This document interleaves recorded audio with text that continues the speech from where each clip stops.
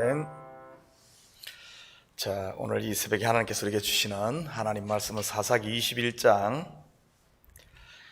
16절에서 25절까지 말씀입니다. 사사기 21장 16절에서 25절까지 말씀, 저와 여러분이 한 절씩 교독합니다.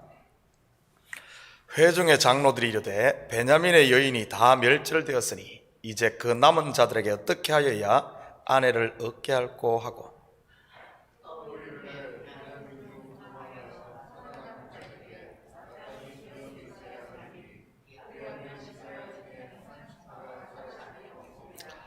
그러나 우리가 우리의 딸을 그들의 아내로 주지 못하리니 이는 이스라엘 자손이 맹세하여 이르기를 딸을 베냐민에게 아내로 주는 자는 저주를 받으리라 하였음이로다 하니라.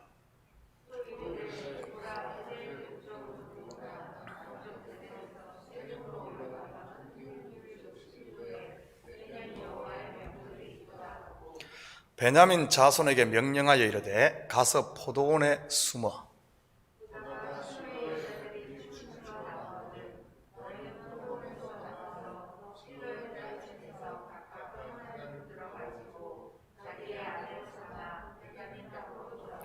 만일 그의 아버지나 형제가 와서 우리에게 시비하면 우리가 그에게 말하기를 청하건대 너희는 우리에게 은혜를 베풀어 그들을 우리에게 줄지니라. 이는 우리가 전쟁할 때 각 사람을 위하여 그의 아내를 얻어주지 못하였고 너희가 자의로 그들에게 준 것도 아니니 너희에게 죄가 없을 것임이니라 하겠노라 하며,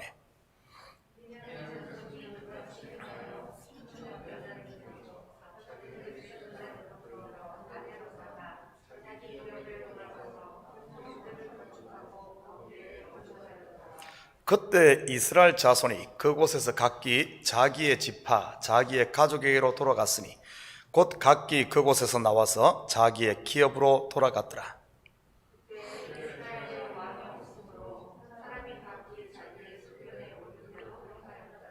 아멘. 좋은 아침입니다. 드디어 오늘이 사사기 마지막 시간입니다. 여러분은 지금까지 사사기를 보면서 어떤 느낌이 들었습니까? 혹시 이런 느낌이 들지 않았나요? 뭔가 2% 부족하다는 느낌 말이지요. 속된 말로 표현하자면 뭔가 깨름직하다고나 할까요? 사사들을 통해 고난과 박해로부터 구원을 받았음에도 마지막이 개운하지가 않습니다. 입다의 뒷것도 그렇고 기드온이나 삼손의 마지막도 그랬지요. 오늘 본문의 사사기를 마무리하는 결론도 뭔가 좀 찜찜합니다. 내전이 종식되고 베냐민의 남은 600명이 모두 아내를 얻어 자기 기업으로 돌아갔는데도 말이지요. 그리고 마지막 구절 또한 뭔가 여운을 남기지 않습니까? 25절 같이 봅니다. 그때 이스라엘의 왕이 없으므로 사람이 각기 자기의 소견에 옳은 대로 행하였더라. 사사기를 통해 성경 기자는 무엇을 말하고자 하는 것일까요? 왕이 없는 삶, 곧 자기가 왕으로 사는 삶은 결코 해피엔딩이 될 수 없음을 말하는 것은 아닐까요? 왕이 있는 것 같은데 그 왕은 잠시 있다 없어질 불완전한 사사였고, 남편은 있는데 그 남편 또한 참 남편이 아니며, 아내는 있는데 그 아내도 거짓 아내라는 말이지요. 오늘 본문을 보면 사사기의 마지막이 베냐민의 이야기로 끝을 맺습니다. 성경에서 또 베냐민의 이야기로 끝을 맺는 책이 무엇일까요? 바로 창세기입니다.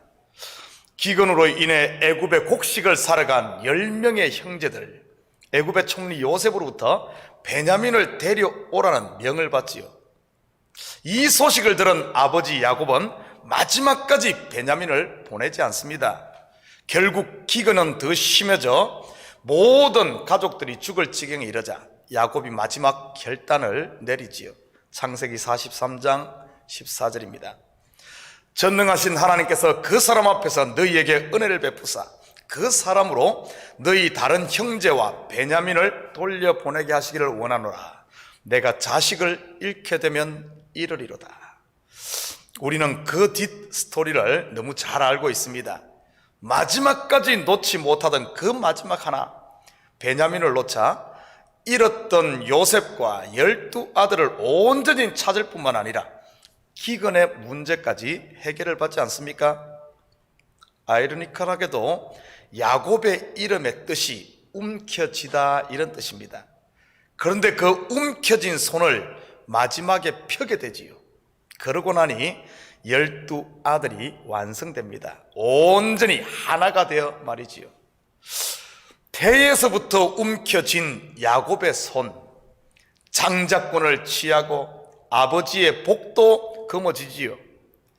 14년의 수고로 자기의 사랑 라헬도 취하고 외삼촌의 재산도 자기 것으로 만듭니다. 하나님과의 씨름에서도 손을 움켜쥐므로 승리하고 이스라엘이란 이름을 얻게 됩니다. 그래서 모든 것을 이룬 것 같은데 하나님은 그가 쥐고 있는 모든 것들을 하나씩 하나씩 가져가지요. 사랑했던 라헬도 데려가고 아끼던 요셉도 없어지고 10명의 자식들도 데려가고 그리고 나중에는 재산도 말이지요. 그리고 마지막 하나 남아있는 베냐민, 그를 포기하자 모든 것을 한꺼번에 얻는 야곱의 인생 스토리, 바로 이것이 복음이며 하나님 나라요 신앙생활을 말하는 것은 아닐까요? 그런데 오늘 본문에 자기가 왕이 된 이스라엘의 모습은 어떻습니까? 어떻게든 베냐민을 놓지 않기 위해 안간힘을 다 쓰지요. 16절 같이 봅니다. 회중의 장로들이 이르되 베냐민의 여인이 다 멸절되었으니 이제 그 남은 자들에게 어떻게 하여야 아내를 얻게 할꼬 하고, 이스라엘의 죄값으로 하나님은 심판하시는데 이 회중의 장로들은 끝까지 베냐민을 붙들고 있습니다. 마치 야곱이 마지막까지 베냐민을 움켜쥐고 있듯이 말이지요. 지난 새벽에 살펴보았듯이 베냐민에 남은 600명을 위해 그들은 자기들이 한 맹세를 빌미로 야베스 길랏을 진멸하고 거기서 400명의 이 처자들을 붙들어 그들에게 아내로 줍니다. 그래도 200명이 부족했지요. 200명 이 부족한 것을 위해서 또 어떤 방법을 쓰는지 보십시오. 20절 21절입니다 베냐민 자손에게 명령하여 이르되 가서 포도원에 숨어 보다가 실로의 여자들이 춤을 추러 나오거든 너희는 포도원에서 나와서 실로의 딸 중에서 각각 하나를 붙들어 가지고 자기의 아내로 삼아 베냐민 땅으로 돌아가라. 이번에는 하나님의 이 집에 예배하러 오는 여인들을 납치하게 합니다. 요즘 말로 하면 인신매매를 시키는 것이지요. 이유가 무엇인 줄 압니까? 자기들이 하나님으로부터 저주를 피하기 위해서이지요. 쉽게 말해 자기들 살겠다고 누군가를 희생시키는 것입니다. 내 의를 지키겠다고 불의를 행한다고는 할까요? 그러면서 이들은 하나님 앞에 나는 맹세를 지켰으니 죄가 없다 이렇게 말합니다. 한마디로 눈 가리고 아웅하는 꼴이지요. 우리는 이스라엘의 이러한 모습을 또 다른 곳에서 발견할 수 있습니다. 바로 예수님 당시의 바리새인들과 서기관들과 이 종교 지도자들 속에서 말이지요. 마가복음 7장 11절에서 13절입니다.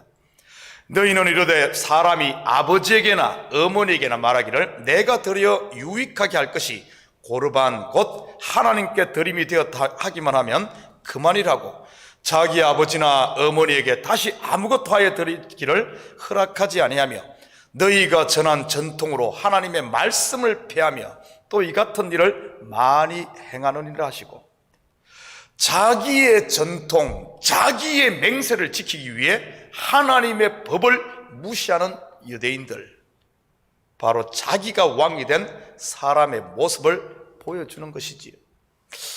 이것은 또한 선악과를 따먹고 자기가 스스로 하나님이 되어버린 모든 인생의 모습을 보여주는 것입니다.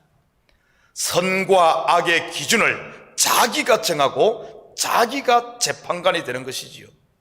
그리고 오늘 본문의 모습은 정확하게 예수님 당시의 유대인들의 모습을 보여줍니다. 하나님이 무너뜨린 베냐민을 자기들의 방법과 노력으로 세우려는 이스라엘의 모습은 바로 율법의 의를 가지고 자기의 의를 세우려는 모습이지요. 이러면 이러리라. 나는 죄인입니다. 율법을 통해 자기의 죄를 고백하기만 하면 하늘의 문이 열리고 모든 것을 하나님의 자녀가 되고 하늘 기업을 유업을 받는 모든 것을 얻음에도 불구하고 끝까지 자기를 포장하려고 하는 자기 의를 주장하는 이 유대인들의 모습, 바로 예수님 당시의 그 모습이지요. 23절 같이 봅니다. 베냐민 자손이 그같이 행하여 춤추는 여자들 중에서 자기들의 숫자대로 붙들어 아내로 삼아 자기 기업에 돌아가서 성읍들을 건축하고 거기에 거주하였더라. 전쟁에 참가한 이스라엘 사람들은 자기의 딸들을 베냐민에게 주지 않습니다. 자기들이 한 맹세로 인한 저주가 두려웠기 때문이지요. 그러면서 베냐민 사람들에게 실로에 춤추러 온 여자들을 강제로 납치해서 아내를 삼게 합니다.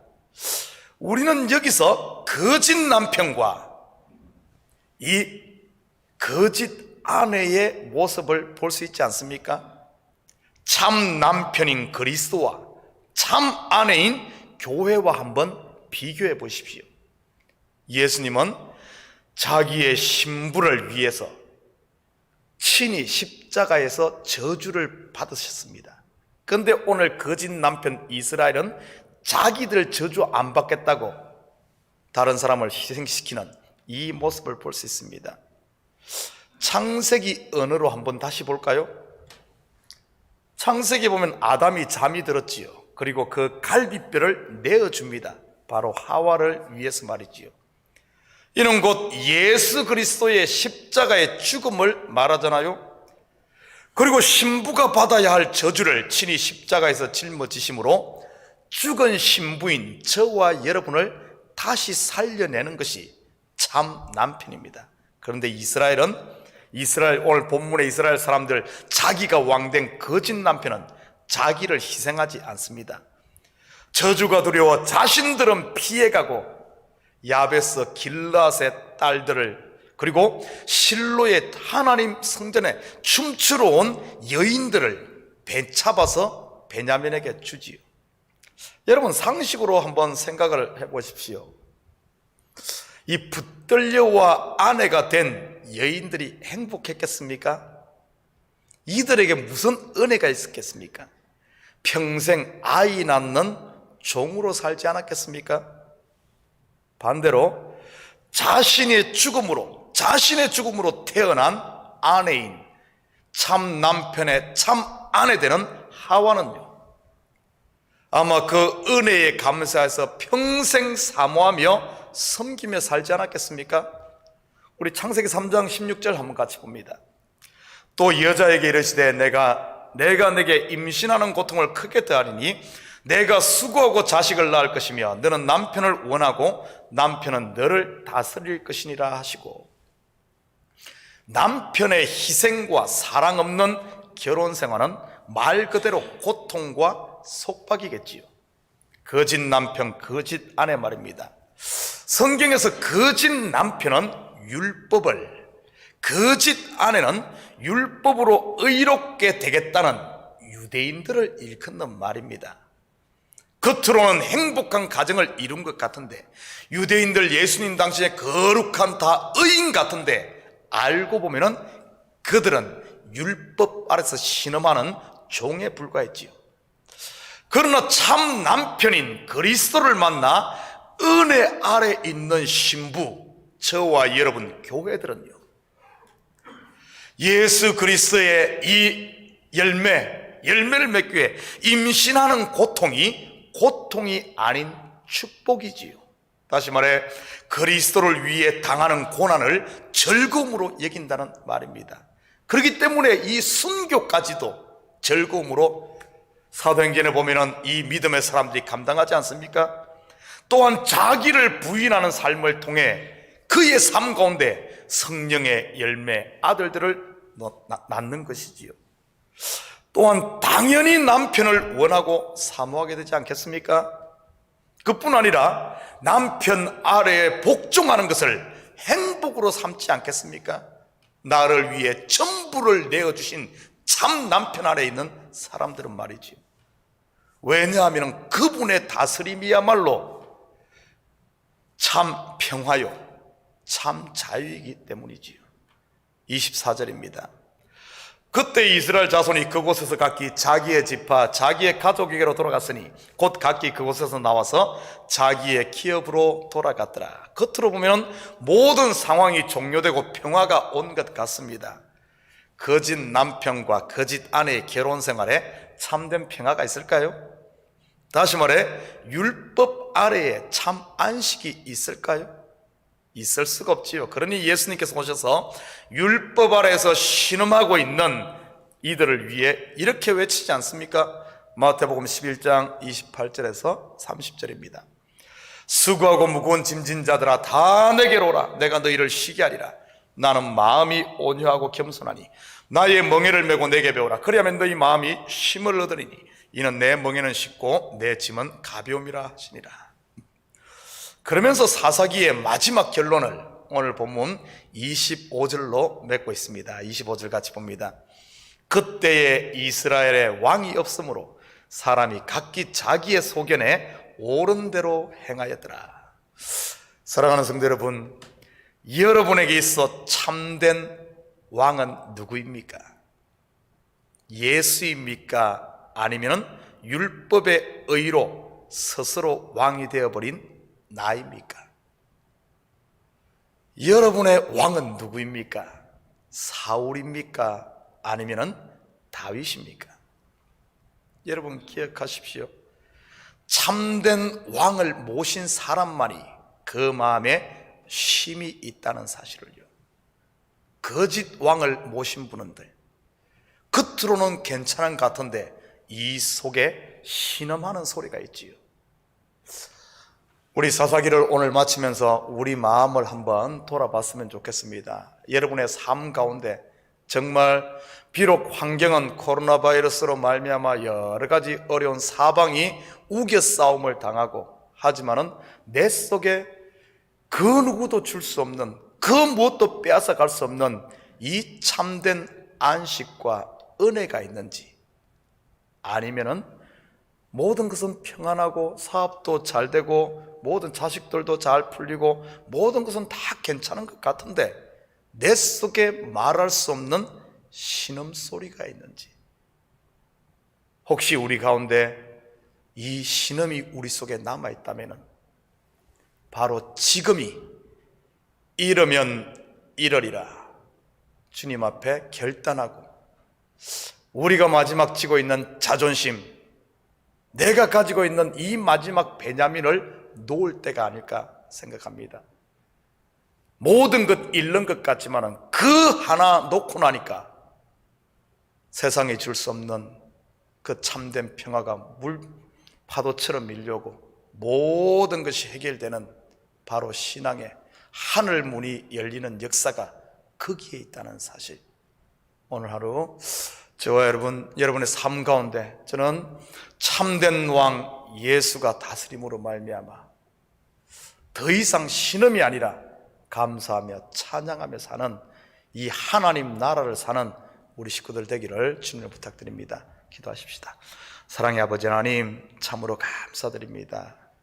우리가 하나님을 나의 왕으로 모신다고 하면서 혹시 그 하나님이 내가 만들어낸 거짓 하나님, 금송아지 하나님은 아닌지 우리를 점검하게 하시고, 우리 속에서 들려오는 아버지 하나님, 정말 영혼의 소리에 귀를 기울이고 평화로다 평화로다 안식하는지 아니면은 신음하는지, 아버지 하나님 이제는 우리 영혼을 돌아볼 수 있는 저희들 되게 하시고, 지금이 바로 참 남편 되시는 예수 그리스도, 참 왕이 되시는 다윗을 모실 때가 아닌가 싶습니다. 하나님, 하나님께서 주신 이 복들을 이제는 누리며 살게 하시고 과감히 나를 부인하고 주님 걸어가신 그 길을 쫓아감으로 하나님 우편의 이 영광을 누리며 사는 우리 성도들 다 되게 도와주시옵소서. 감사드리며 예수님의 이름으로 기도드립니다. 아멘.